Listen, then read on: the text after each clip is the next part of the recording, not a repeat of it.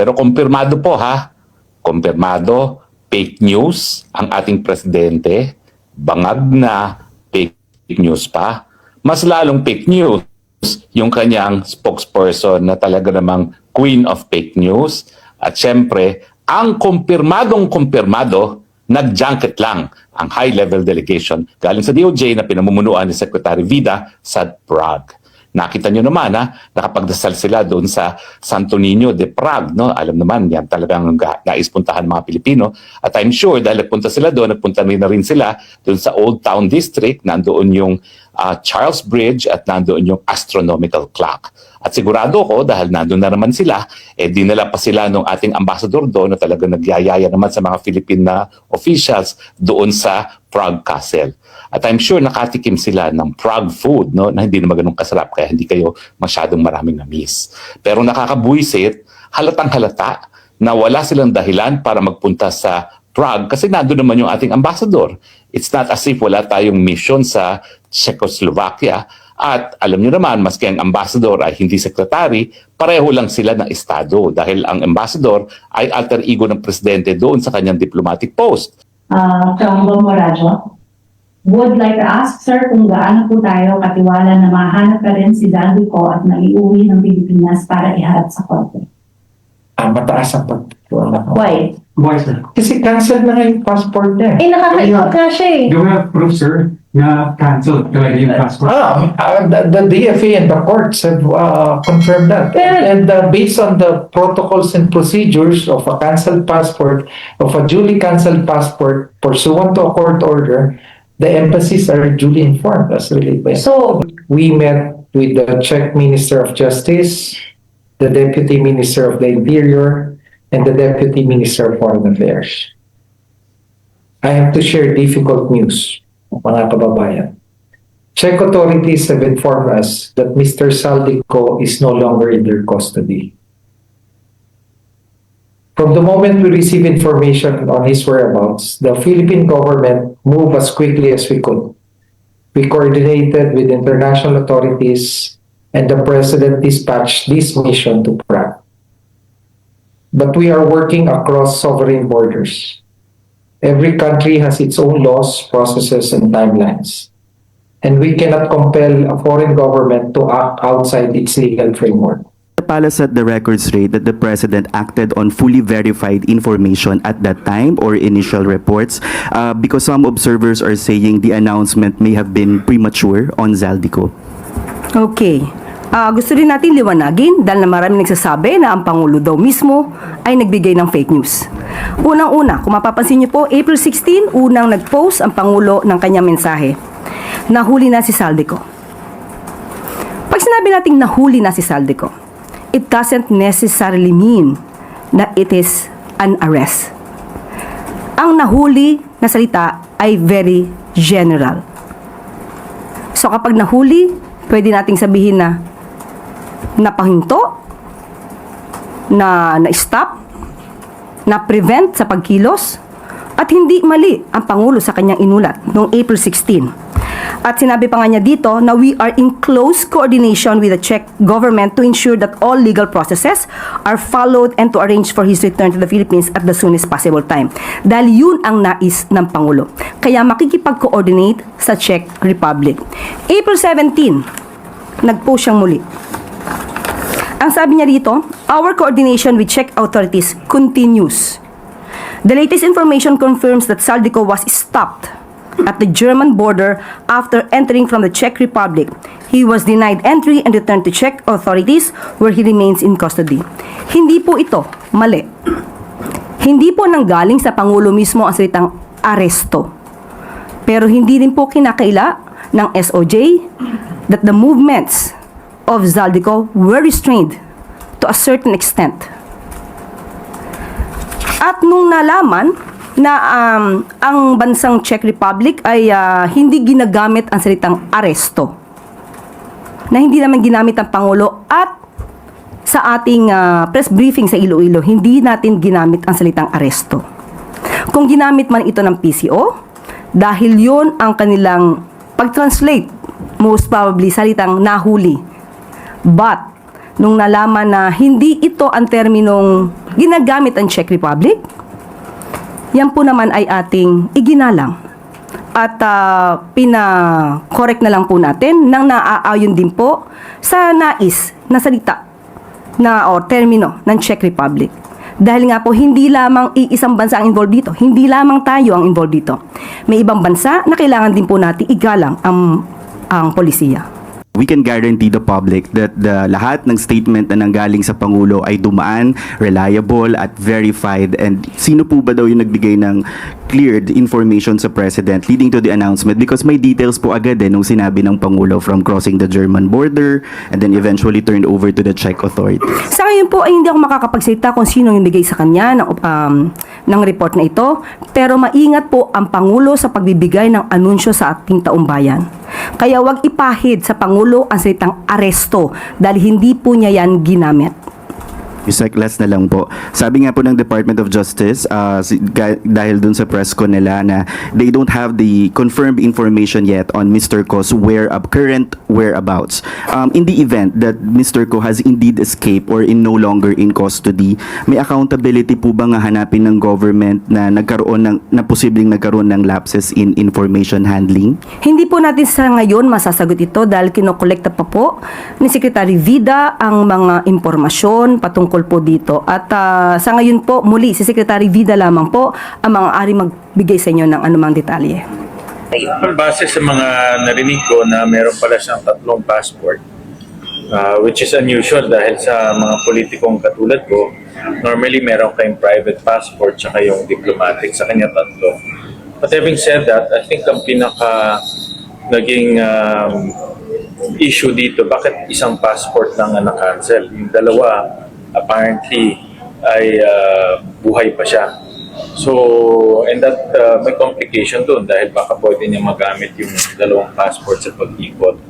So, having said that, ang nakita kong next move ay dapat ma-alert yung Interpol, magamit na yung network ng Interpol para mahuli siya dahil mayroon ring warrant of arrest siya dito na-issue ng Sandigan at pwedeng gamitin yan ng gobyerno para ma-alert yung Interpol at mag-issue na ng red notice. But your comment na na-corner na sana siya, under custody na siya, tapos hindi pa siya naiuwi ng Pilipinas, sir? So, I admit na complicated ang international law, especially iba-ibang bansa, iba-iba yung kanilang immigration laws. So, I understand na dahil meron nga siyang ibang nationality or ibang citizenship, I understand meron din siyang mga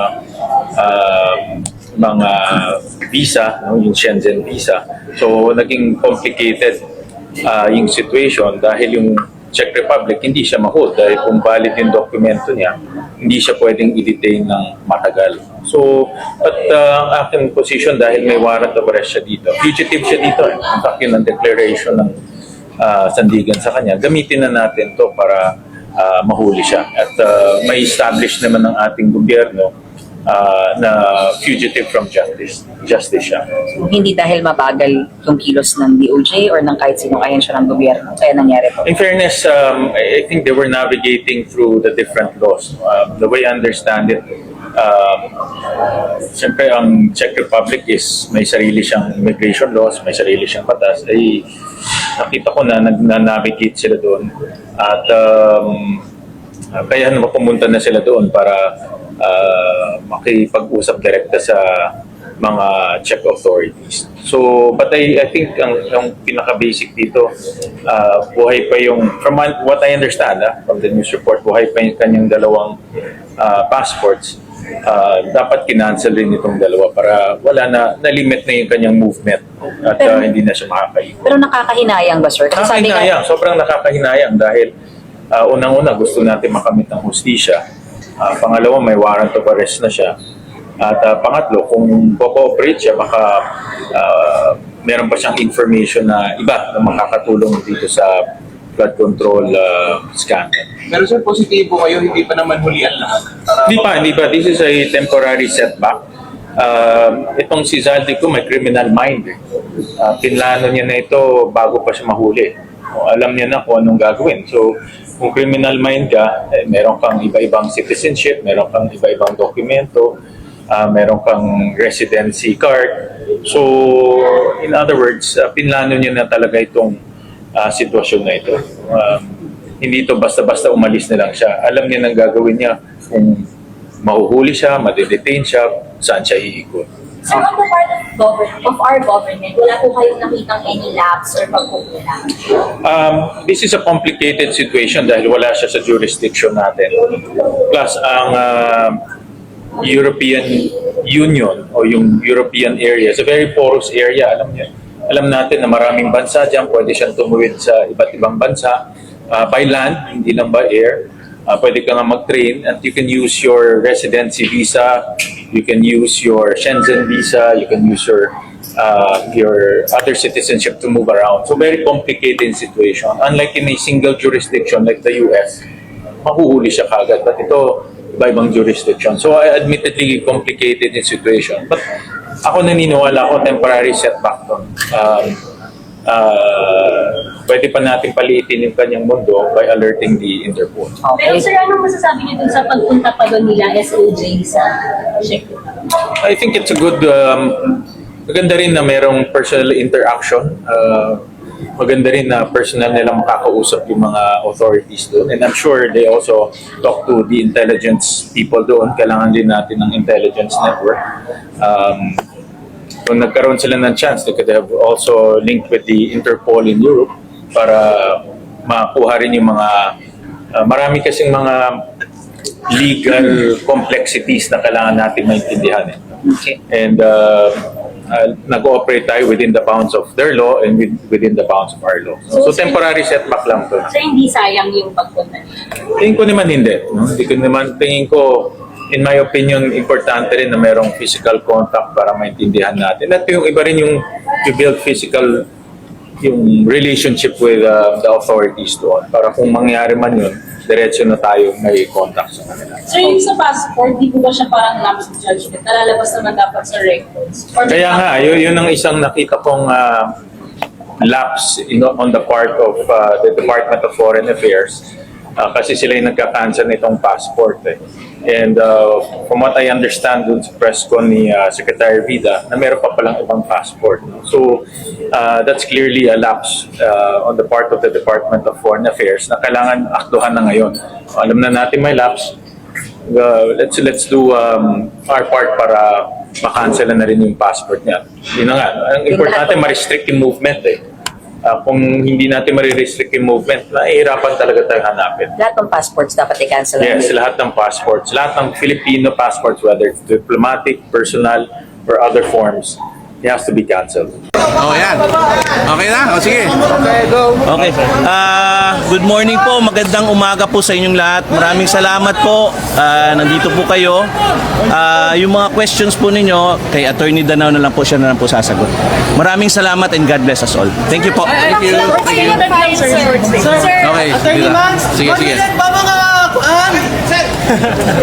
Okay, oh, sige na ha. 5 minutes, 10 minutes ha. Okay, okay. So, sige, unang tanong. Okay, ang pinail po namin ay isang criminal case po dahil sa paglabag ng Section 8A RA 9160 na naamendihan ng RA 11521. Ang sinasabi po sa batas ay bawal po na isiwalat ng AMLAC kahit anong impormasyon na nalakap nila sa mga bangko. So yun po yung sinasandigan namin, yung Section 8A po ng RA 9160. Sir, ano naman ang conclude na except yung cases of harassment? Teka lang. So, kung babasahin po natin yung batas na yon, na-amendahan siya noong 2021, RA 11521. Inamendahan ng RA 9160.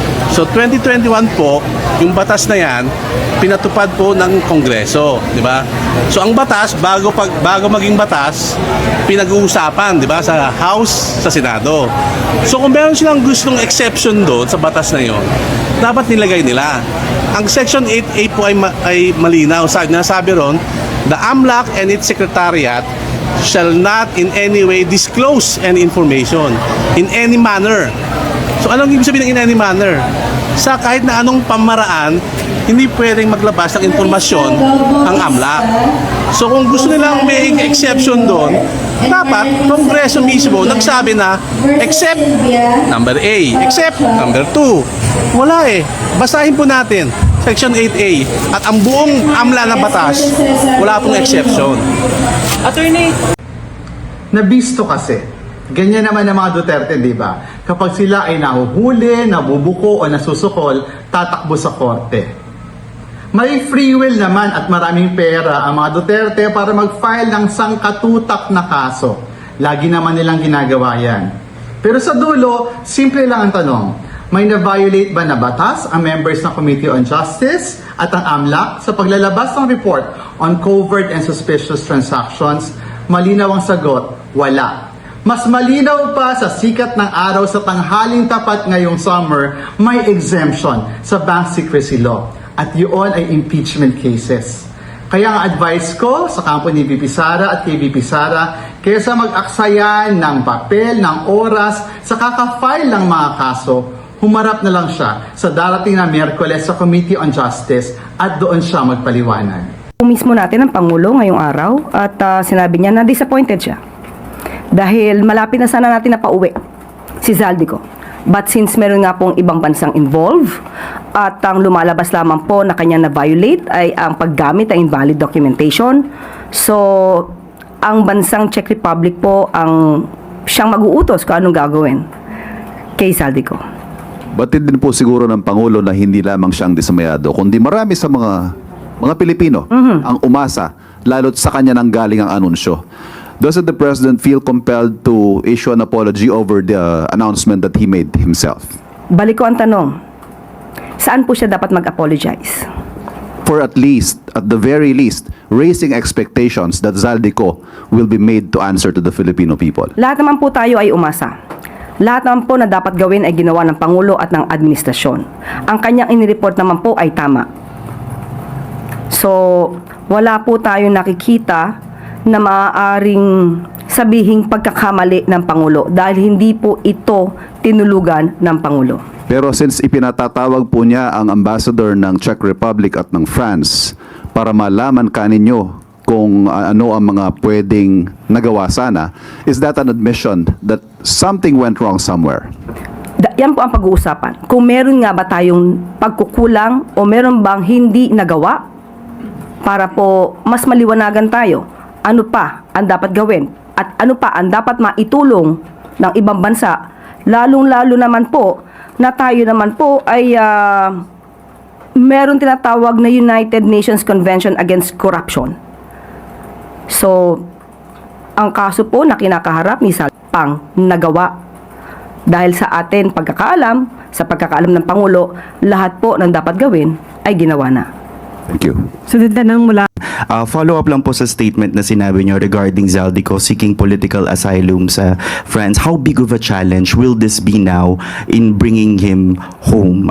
Lalo na po, di ba, once nag-apply ka ng asylum, but once nag-start yung process na yon, medyo mahirap, complicated na po yung magiging status. Dapat din po natin igalang kung ano ba ang batas at polisiya ng ibang bansa kung saan siya nag-file ng petition for asylum. At maaari isa to sa maaari mapag-usapan ng ating Pangulo sa ambassador ng France.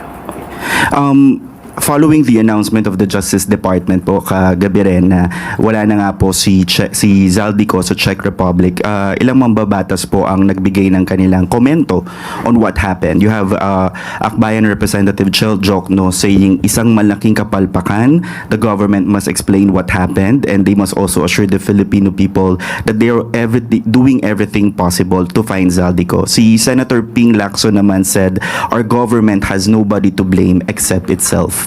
Comment lang po, ma'am. Unang-una po, hindi po isinawalang bahala ng pamahalaan. Lumalaman natin, na malaman ng Pangulo at ng gobyerno na nasa kustodiya ng Czech authorities si Zaldico, agad pong pinaalam ito sa inyo. Alam po at agad pong nagtrabaho at pinapunta ang ating mga high-level officials doon.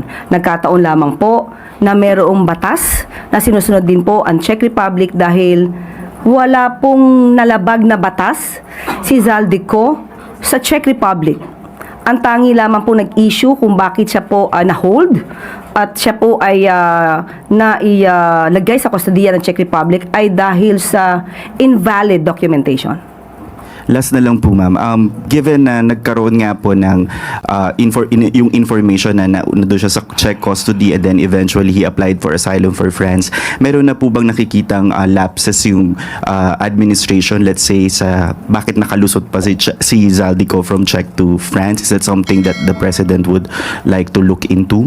Sa ngayon, ayon sa Pangulo ay wala siya nakikitang dapat sisihin dahil lahat po ng opisyal na na-involved dito para po alamin kung ano ang nangyari at anong kondisyon at that time ni Zaldico ay nagtrabaho po na maayos.